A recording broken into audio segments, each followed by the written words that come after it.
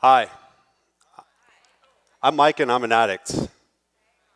And 16 years ago, my daily habit was to use alcohol and drugs from the minute I woke up to the minute I passed out at night. All I wanted to do was get and stay high. I was kicked out of school, couldn't keep a job, I was kicked out of my house. I didn't even have any money, and so the only money I could get was what I stole from my friends. I didn't even have a belt. I had to use a piece of rope to hold my pants up. And my story is not unique. 46% of adults say they have a friend or family member that's addicted to alcohol or drugs, and that was me.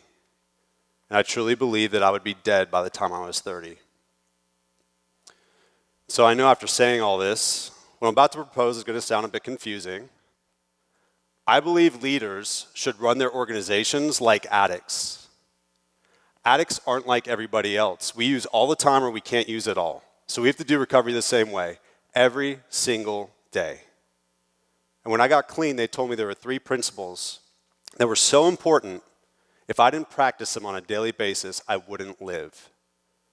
They told me I had to practice rigorous authenticity, I had to surrender the outcome, and I had to do uncomfortable work. Now, these principles didn't just keep me alive. This story isn't about how I overcame addiction and despite that went on to become successful. This story is about why addiction is the entire reason for my success.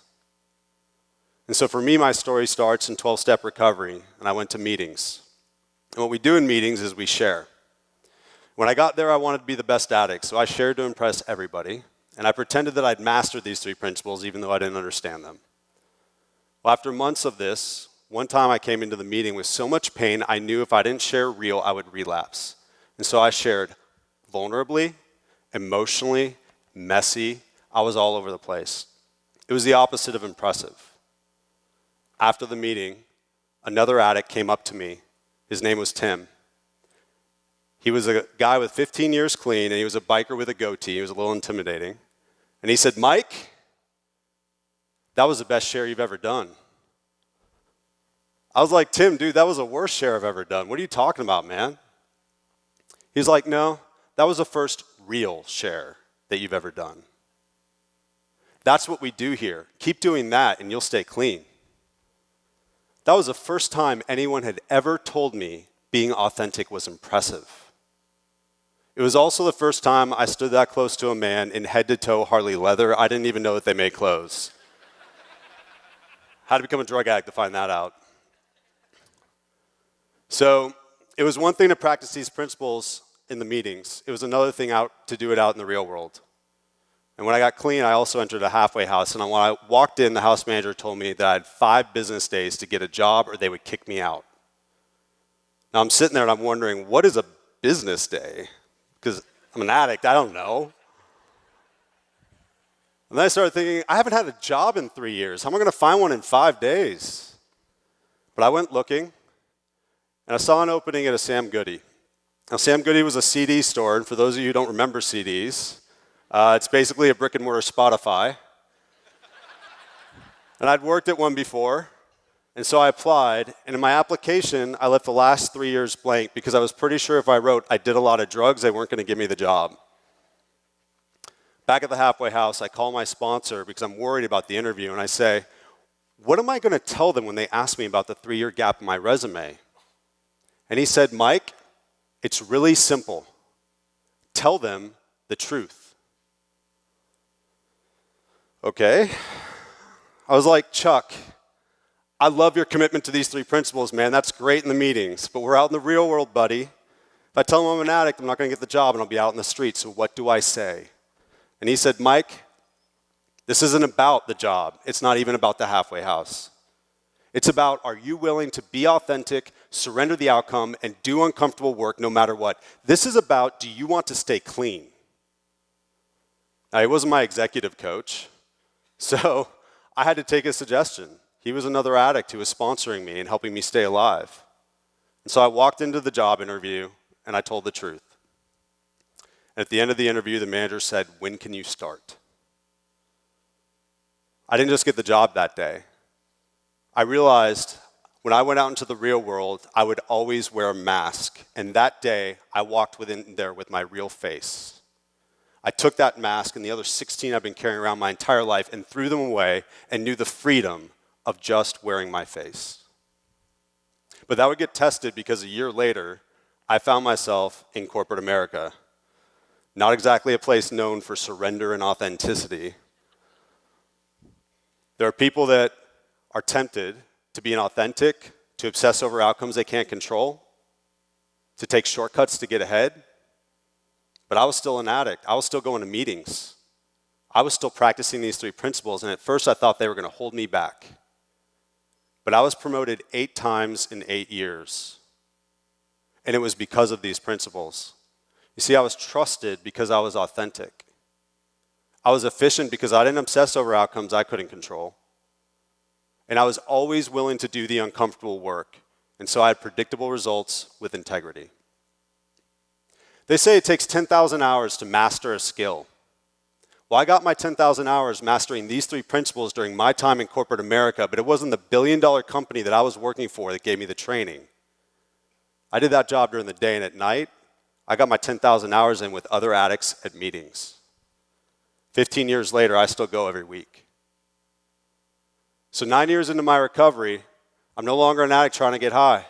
I'm a leader.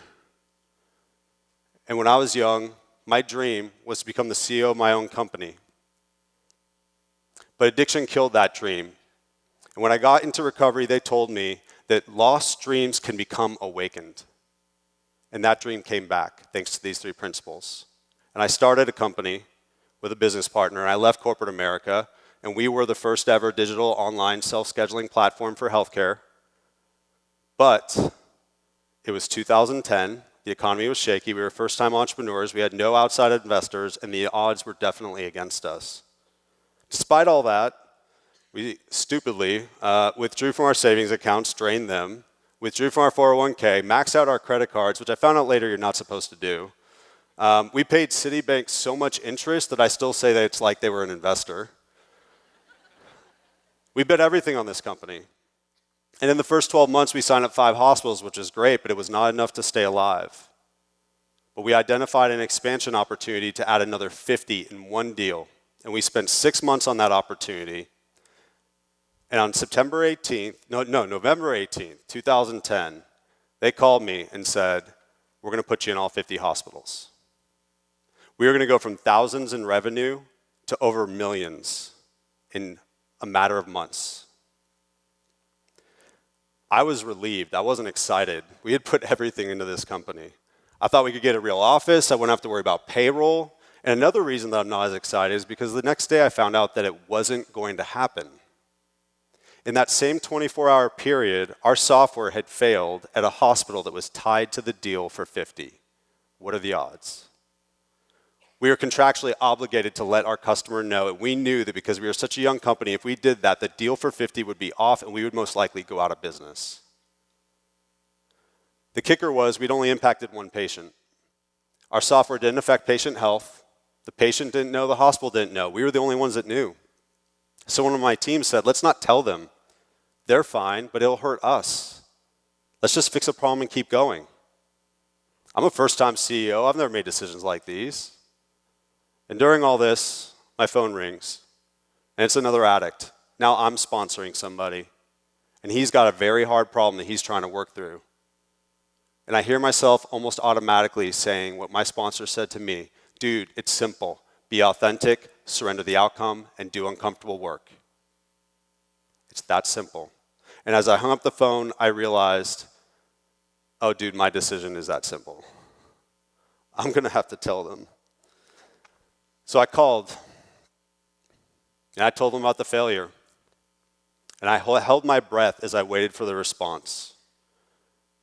And the response was this: complete and utter laughter.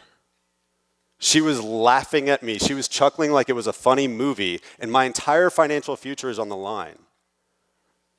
I didn't quite know how to interpret that response. She finally composed herself, and she says, Mike, when I get a call like this, it's for 20,000 patients, not 1. I know I have partners that impact a patient or 2. They should tell me, but they don't. I was like, so what does this mean for our expansion opportunity of 50? She said, we're still going forward. If anything, I'm more confident because now I know that I can trust you. We didn't kill a company practicing these 3 principles. We built a company practicing these 3 principles. In 18 months, we went nationwide with that partner. We went from 5 hospitals to over 100. We even integrated the 3 principles into how we onboarded people. So in our interviewing process, I would always ask the same question. What is your greatest weakness? And they would usually say something like, I work too hard.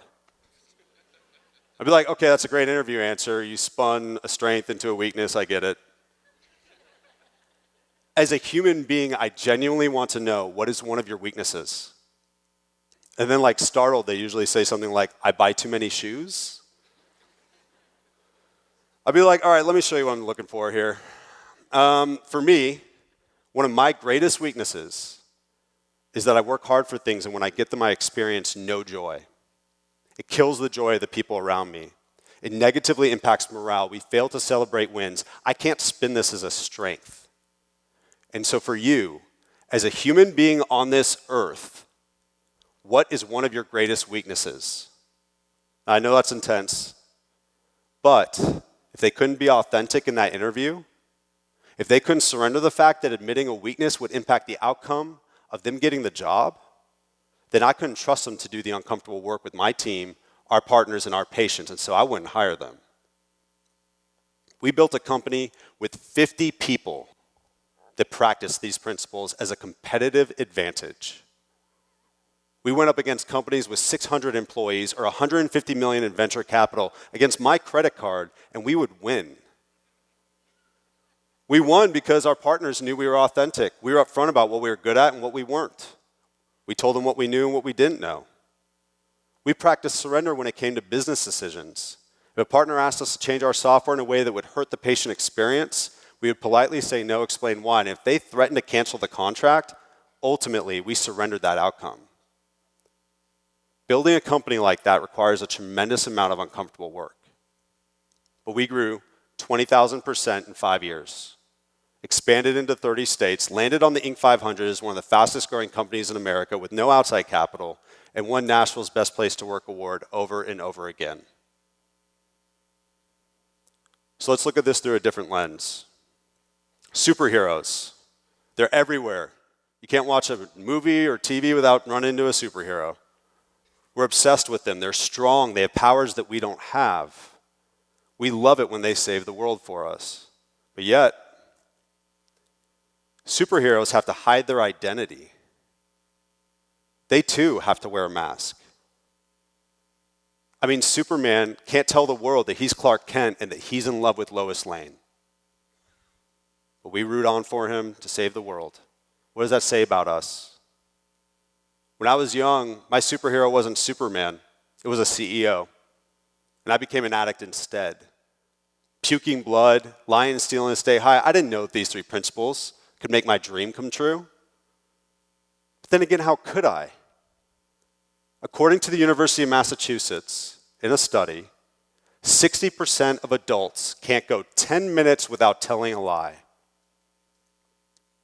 That means that we grow up in a world where the majority of the people around us are practicing the opposite of authenticity every 10 minutes. And yet we idolize superheroes. We hide our true selves. And we put CEOs on a pedestal. And yeah, I became one. But it's not because I was trying to be. I was just an addict trying to stay alive. I was just trying to be authentic, surrender the outcome, and do uncomfortable work. In fact, I didn't even start out that way. In the meeting, I tried to impress people. But I found out that being authentic was impressive. Out in the real world, I thought I had to try and hide my true self. But I was told, surrender the outcome, and I got the job on the spot. In corporate America, when I thought that these 3 principles would hold me back, I was promoted 8 times in 8 years because of them. And as an entrepreneur with everything on the line, and one decision being the difference between success and failure, when everything told me I had to lie in order for us to be successful, we practiced these 3 principles and we built an industry-changing company on top of them. And that's the thing about addicts. We either focus on getting high or we focus on these three principles. It's that simple. Focus on the thing that kills us or focus on the thing that saves us. After 15 years clean and being in recovery, I still call myself an addict. And that's because I will always be an addict. I have no choice. That is forever. But every day I get to choose whether I'm in recovery and whether I practice these three principles. Statistics will tell us that someone watching this is an addict and they are struggling. So I will talk to you for one moment. If you are an addict and you are struggling, you are not alone. You are not alone. Today during this event, millions of addicts around the world will go to a meeting and they will practice being authentic and surrendering the outcome and doing uncomfortable work. And if you can join them, you don't ever have to use again. And the thing that is the worst thing about you can become the best thing about you. It can become your competitive advantage. People will see that when you practice these three principles, you are living differently. And then if you want to be a leader, they will want to follow you, because in a world where these three principles are optional, they will see that for you, they aren't business decisions. These three principles are living decisions. And they will want to follow you. You won't just survive. You will thrive. And for everybody else, I'm here to say that these three principles are available to us all.